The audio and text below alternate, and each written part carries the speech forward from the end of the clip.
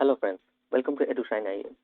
आज की इस करंट अफेयर्स और न्यूज एनालिसिस के क्लास में हम लोग डिस्कस करेंगे the menace of false criminal complaint in India. देखिए, एक रिसेंट रिपोर्ट आया हुआ है जिसमें यह कहा गया है कि जो सेक्शन 498A है of IPC, 498A is about the cruelty to wife, उसके साथ 304B, section 304B which is about dowry death of IPC has been frequently misused, right. और इसके साथ साथ SC/ST prevention of atrocities act 1989, इसको भी बहुत बार ऐसे मिसयूज किया गया है। ये सारे जो लॉज बनाया गया था, ये लॉज बनाया गया था एक जेन्युइन रीजन की वजह से। जो हमारे समाज में जो एट्रोसिटीज होते हैं, जो इनजस्टिस होते हैं, उसको रोकने के लिए ये लॉ बनाया गया था। और इसको बनाया गया था काफी स्ट्रिंजेंट, काफी स्ट्रिक्ट लॉ ये बनाया गया था। लेकिन जब देखा गया, कुछ सालों के जो इतिहास हमारे सामने आया और जो जुडिशियल रिकॉर्ड हमारे सामने आया, उसमें ये देखा गया कि इसमें कन्विक्शन रेट काफी लो है। The conviction rate is very low.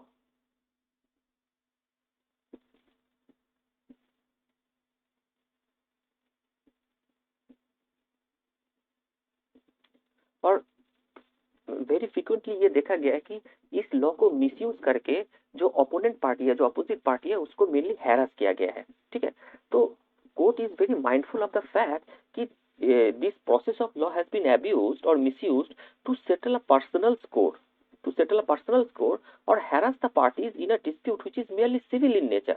जो एक सिविल मैटर है नॉर्मली, उसको क्रिमिनल नेचर देने के लिए या दूसरे जो पार्टी है उसको हैरस करने के लिए उसको एक क्रिमिनल नेचर दिया गया है। और क्रिमिनल नेचर देने के कारण से और देने के लिए ये सारे जो प्रोविजंस है, इसको मिसयूज किया गया है। तो ये, क्योंकि ये कॉग्निजेबल ऑफेंस है, तो इसमें क्या होता है कि FIR लॉन्च होने पे अरेस्ट हो जाता है। और अरेस्ट होने के बाद फिर जो पार्टी है उसको बेल लेना पड़ता है, और फिर कोर्ट कोर्ट पे दौड़ दौड़ भाग करना पड़ता है। ठीक है, इसके साथ तो इसमें काफी टाइम और एनर्जी वेस्ट भी होता है, और उसके साथ साथ जो लीगल एक्सपेंसेस है, जैसे कि आपको पता है कि इंडिया में लीगल एक्सपेंसेस काफी हाई है। और जैसे यहाँ के जो ज्यादातर लोग हैं वो इतना वेल ऑफ फाइनेंशियली नहीं है, तो लोगों के लिए ये एक बहुत बड़ा पार्डन बन जाता है, राइट। तो इसके इसके ऊपर एक इशू ये रिसेंटली बहुत आ रहा है। तो हम लोग पहले देख लेते कि क्या है रीजन लो कन्विक्शन रेट की। तो देखिए, जो लो कन्विक्शन रेट है ऐसे मैटर में, उसका एक बहुत बड़ा रीजन तो ये है कि the court decide the case is false. तो जब केस फॉल्स होता है तब भी एक्चुअल प्रॉब्लम बन जाता है, लेकिन जरूरी नहीं है कि हर केस में केस फॉल्स ही हो। केस जेन्युइन होने के बाद भी कभी कभी ऐसा होता है कि कन्विक्शन नहीं होता है। और उसके पीछे ये सारे रीजन है, जैसे कि डिले इन लॉजिंग FIR। जो इन्फॉर्मेशन, जो पहला इन्फॉर्मेशन है, first information, FIR is first information report. जो पहला इन्फॉर्मेशन स्टेट को या गवर्नमेंट को मिलता है थ्रू FIR, उसमें अगर कभी डिले हो जाता है, और अगर वो डिले इनऑर्डिनेट और अनएक्सप्लेन डिले है, तो that delay can be very fatal for the prosecution case, that can be very fatal for the prosecution case, right. Witness turning hostile. तो विटनेस, जो हॉस्टाइल विटनेस है, उसको सेक्शन 154 ऑफ एविडेंस एक्ट में explain किया गया है।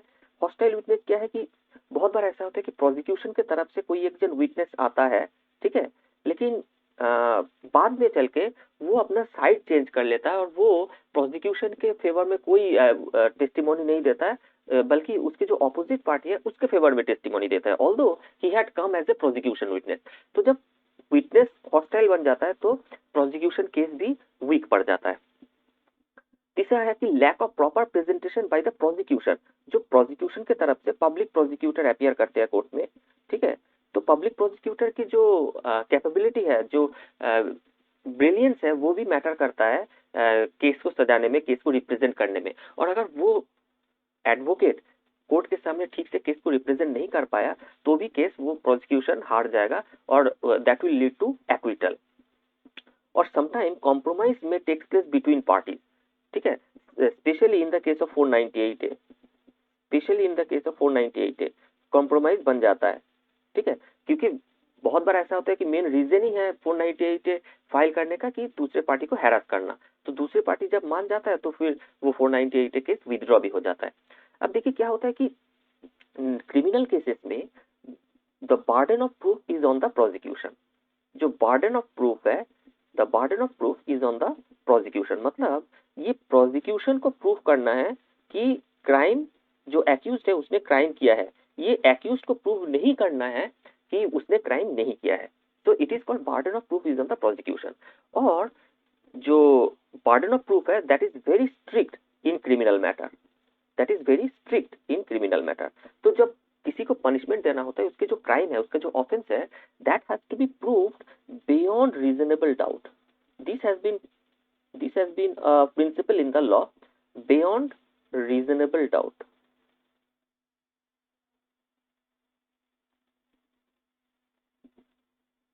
तो beyond reasonable doubt prove होगा तो ही प्रोसिक्यूशन का केस प्रूव होगा और कन्विक्शन होगा।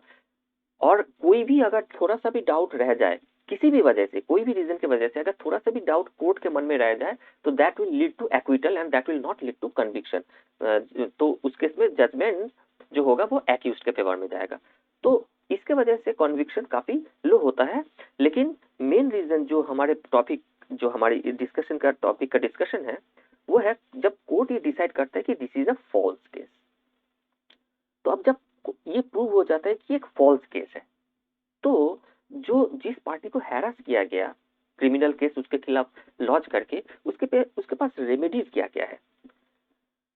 These are the remedies that is available to the party who has been harassed, right. पहला, initiate criminal proceeding under section 182 and 211 of IPC. This is about giving false information to public official, giving false information.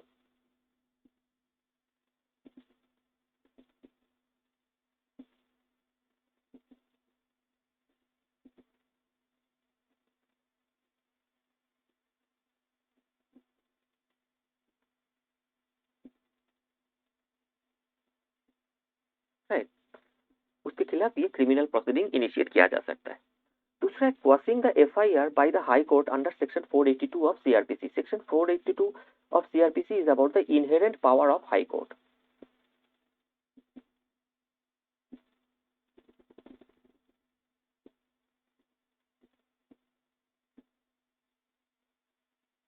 और तीसरा, initiate civil action of malicious prosecution under tort and demand for damage and compensation from the party who had lost the complaint.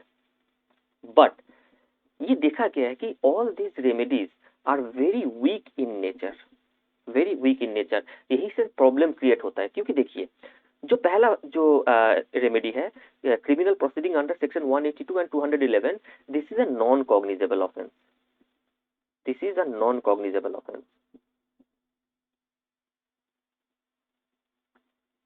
तो अगर ये non cognizable offence है, तो बिना judicial magistrate के permission के पुलिस उस पर इन्वेस्टिगेट भी नहीं कर सकता, और बिना वारंट के पुलिस वहां पे अरेस्ट भी नहीं कर सकता। तो पार्टी ने जब उसने दूसरे पार्टी के खिलाफ कंप्लेन लॉन्च किया था, तो कॉग्निजेबल ऑफेंस का लॉन्च किया था, तो उसमें उसको, जिसके खिलाफ लॉन्च किया गया था, उसको काफी हैरास होना पड़ा, क्योंकि कॉग्निजेबल ऑफेंस में पुलिस बिना वारंट के अरेस्ट कर लेता है, और ये जब अरेस्ट हो जाता है तभी सबसे ज्यादा हैरासमेंट बनता है। लेकिन जब उसके खिलाफ एक्शन लेने की बात आई, तो वो हो गया नॉन कॉग्निजेबल ऑफेंस, और वो बहुत ही वीक इन नेचर हो गया। दूसरा, जो quashing of FIR by high court है, बहुत ही रेयरली हाई कोर्ट इस पावर को यूज करता है, क्योंकि अगर वेरी फ्रीक्वेंटली यूज करेगा तो that will violate the principle of separation of power. क्योंकि इन्वेस्टिगेशन, इसका जो प्रिंसिपल है वो ये है कि investigation is a matter, is an executive matter, investigation is an executive matter. और एग्जीक्यूटिव मैटर में जनरली जुडिशियरी कोई दखल अंदाजी नहीं करता है। तो अगर कोई भी हाई कोर्ट फ्रीक्वेंटली एफआईआर को क्रॉस कर देगा, तो मतलब इन्वेस्टिगेशन के पहले ही इन्वेस्टिगेशन को बंद कर देना, ठीक है। तो उसमें क्या हो गया, दखल अंदाजी हो गया। लेकिन बहुत बार ये जरूरी होता है जब जो केस होता है वो बहुत ही स्ट्रांग होता है, और साफ साफ ये दिखता है कि the complaint has been lodged to harass the party और सम अदर रीजन। लेकिन हाई कोर्ट भी इस पावर को बहुत ही स्पार्सली यूज करता है, वेरी फ्रिक्वेंटली यूज नहीं करता है। तो बहुत रेयरली होता है कि क्वॉशिंग ऑफ एफआईआर होता है, ठीक है।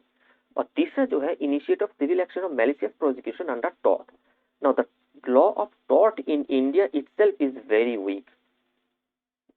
Law of tort in India is itself very weak. और जो मैलिशियस प्रोसिक्यूशन का मैटर है, सिर्फ मैलिशियस प्रोसिक्यूशन में प्रॉब्लम ये है कि सिर्फ फॉल्स केस प्रूफ करना ही काफी नहीं है।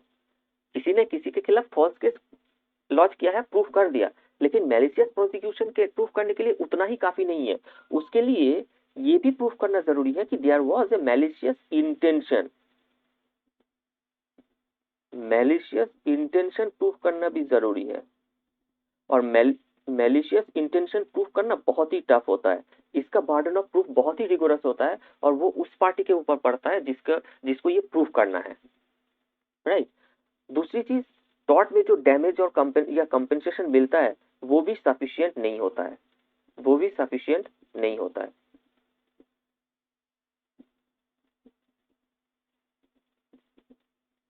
राइट।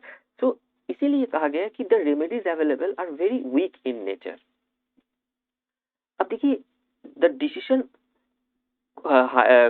सुप्रीम कोर्ट ने एक बार ये कहा था कि 498 केस में जनरली सारे इनलॉज, बहुत सारे इनलॉज को इम्प्लीकेट कर दिया जाता है और वो लोग अरेस्ट हो जाते हैं। तो एक जजमेंट में सुप्रीम कोर्ट ने कहा था कि एक फैमिली वेलफेयर कमेटी बनाना पड़ेगा, और अगर किसी फैमिली को अरेस्ट करना है तो फैमिली वेलफेयर कमेटी द्वारा एक इंक्वायरी किया जाएगा, उसके बाद ही पुलिस अरेस्ट कर सकता है। लेकिन बाद में चल के उस डिसीजन को ओवररूल कर दिया गया, ये कह के कि the rule of family welfare committee comes under legislation, and legislation is the work of legislative assembly और पार्लियामेंट। कोर्ट ये लेजिस्लेशन नहीं कर सकता है। दूसरी चीज, the provision of family welfare committee is contrary to the provision of CrPC, it is contrary to the procedure laid down by the CrPC, तो इसलिए उसको ओवररूल कर दिया गया।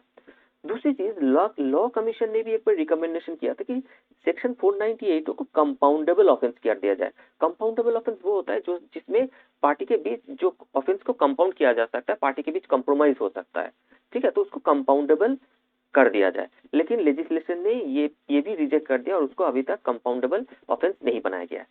तो what is the way forward? The way forward is that कि under section 41 of CrPC police has the power to arrest without warrant in case of cognizable offence, ठीक है।